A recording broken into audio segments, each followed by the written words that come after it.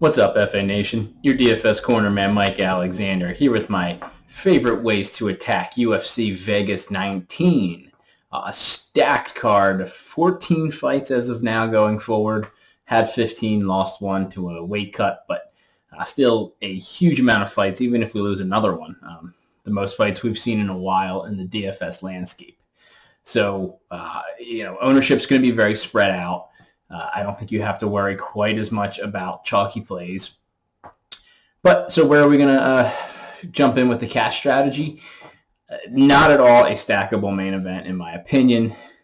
Derek Lewis is either going to win by unpredictable and spectacular knockout, or he's going to get dominated. There's not really much in between with him. He doesn't have a lot of output. He doesn't have a lot of technique in either arena, grappling or striking. Not that he's bad at those things. He just doesn't have the energy to put any effort forth. So the most likely outcome, Curtis Blades is just going to wrestle him, smother him, and possibly finish him. But you got to have Blades, I think, for his ceiling.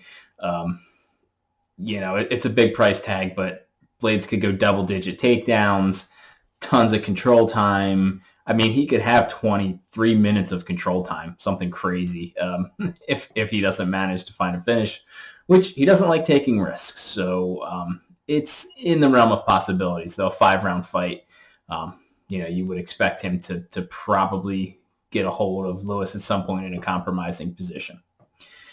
So what are you going to do after that in cash games?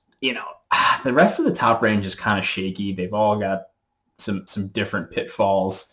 The next person to mention, in my opinion, is Nate Landwehr, all the way down at 8,100.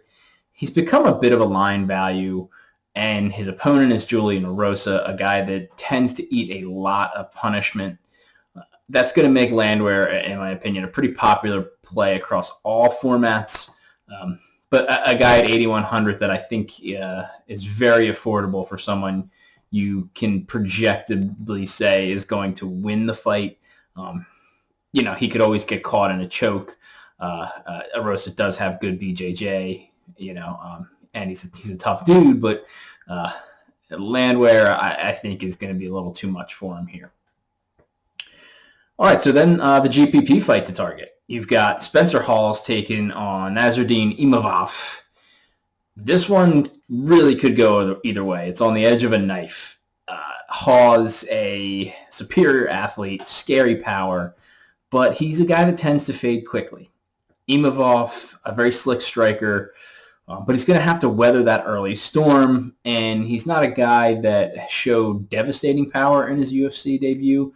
We'll see here where things go, but my gut says that Hawes starts to tire as Imavov plays Matador in the early going of that first round, and then Imavov from there should take over the fight. And the thing to remember is, you don't need to be a devastating power puncher to stop a guy who's really tired. You just need to hit him enough that the referee is going to step in. That could happen. Or, Hawes maybe gets caught gasping for air and catches a head kick or something. But yeah, definitely fight. You want to own shares of both in if you're building multiple lineups, because like we said, Hawes could come out there and just throw a nuke and end the fight within 30 seconds. And then the leverage wild card, a guy I think is getting overlooked, Eddie Wineland. We're getting a battle of brawlers here. Both of them are on a 1-3 skid. Wineland's, those come against the upper echelon of the bantamweight division, while 2 of 3 of Castaneda's losses have come at the regional scene. So, I think people kind of are looking at these guys as comparable fighters, and I don't think that's the case. Wineland, yes, sure, he's past his prime, but he's a warrior. He's going to throw down. Castaneda, also a guy that's definitely a warrior. He comes to scrap, but he's hittable. He's very hittable. And I think Wineland has still got a bit of a superior technical edge, and maybe, I'm going to say toughness, but just that he's got that veteran quality in there. He's been in the UFC a long time. I think he's got enough to take the win here. And people are banking on Castaneda's chin, making it 15 minutes. It's hard to bank on that. It's never a smart bet to say someone is, not good defensively. They're going to get hit a lot, but they're just tough enough to make it 15 minutes. That doesn't always work out. So I think the leverage you can get on Wineland, given that he's going to land volume, makes him an interesting GPP leverage wildcard. Good luck, and may the sports be with you.